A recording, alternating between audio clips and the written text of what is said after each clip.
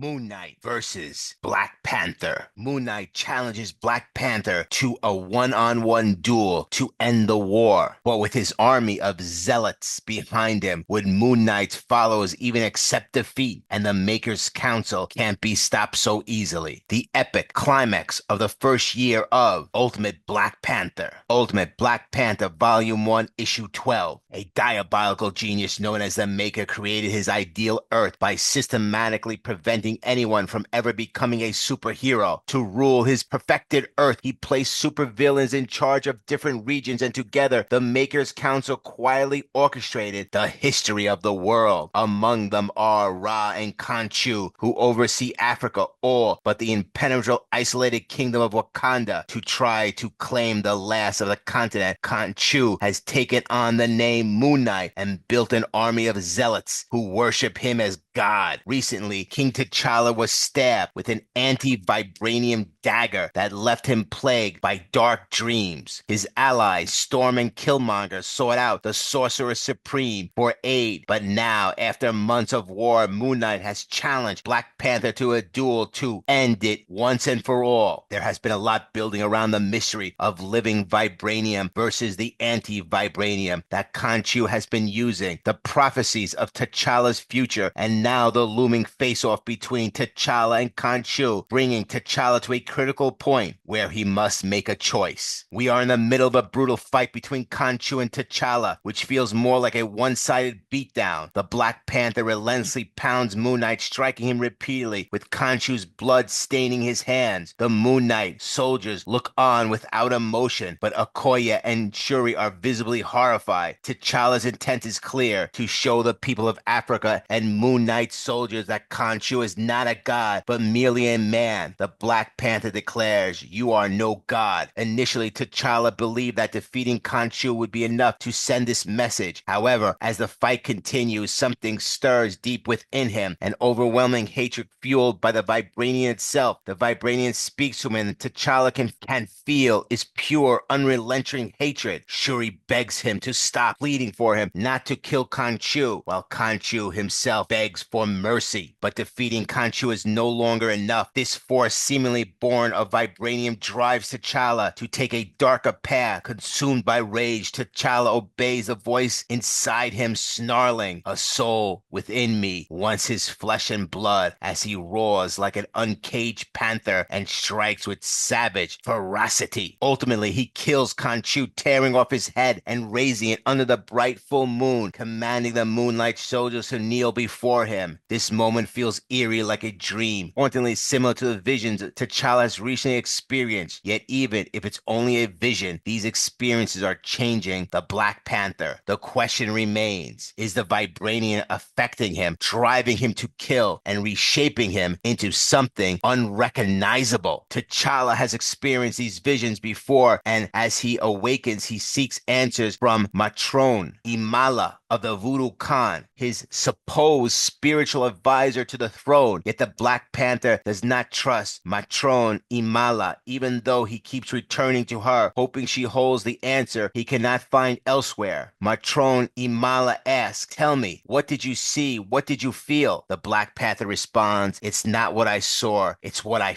felt. I murdered Moon Knight under the light of the moon, and I felt joy, but it wasn't my own. Something else inside me was joyful." Matron Imala calmly replies, "And this frightens you?" T'Challa firmly states, "I am not a murderer, Matron Imala." She counters, "Yet on the next full moon, you will fight him to the death. You have agreed to this, and you are right to do so. It will bring you peace. His followers will serve you. The kingdom he has built will become yours, and you will explore his power, their powers. You will walk toward your destiny." T'Challa questions her, "Which is?" Matron Imala reveals, "The Vodu-Khan have waited for generations for this moment, for your bloodline to realize what needs to be, for Wakanda, for Vibranium, to take the throne in the world. I am no priestess of peace, my king. I am the witness to the birth of a new age. I do not fear your visions. I embrace them, as you should as well." T'Challa presses further, "You know what's happening to me, what I feel, what I sense. I know there is little trust between us. I have kept your ways at a distance, but now I ask you, tell me, what am I becoming? Matrone Mala responds with certainty. You know what you're becoming. The great vessel. The God substance speaks to you. Your father could not hear it. Your grandfather could not hear it. But you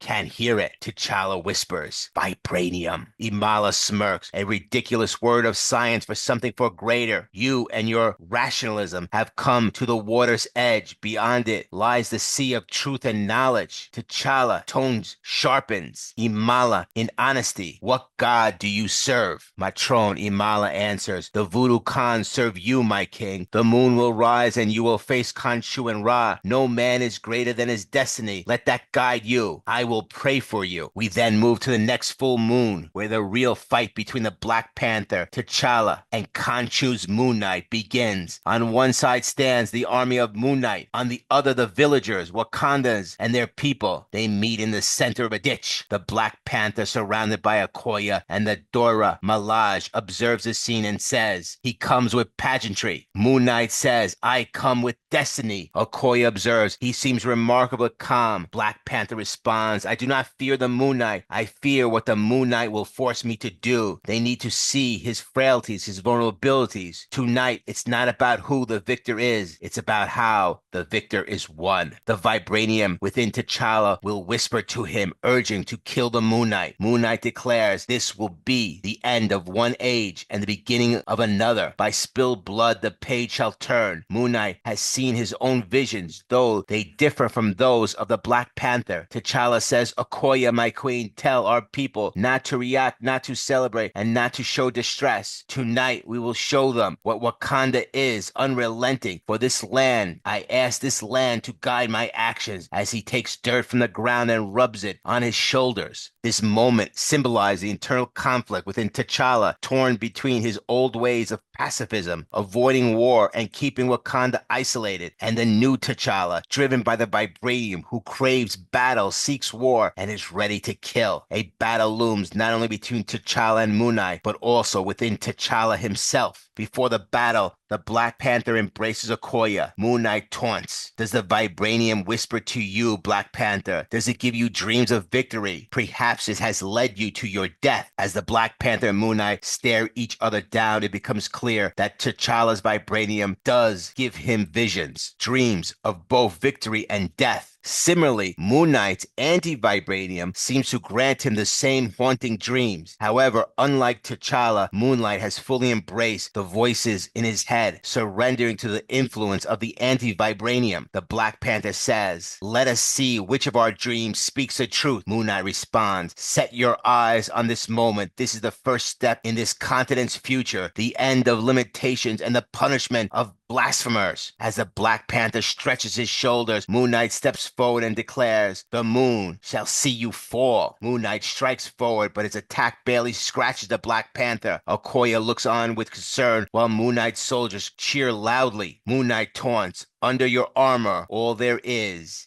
fear. The Black Panther is shocked to see four tall, dark figures with glowing red eyes, the voices he has heard from the Vibranium, speaking to him clearly. Despite the distraction, the Black Panther remains the more skilled and stronger fighter. As Moon Knight moves to strike, the Black Panther catches his forearm and cracks it. With a roundhouse kick, the Black Panther strikes Moon Knight square in the face, knocking off his mask. This is exactly what the Black Panther wanted, to show the people that Moon Knight is no god.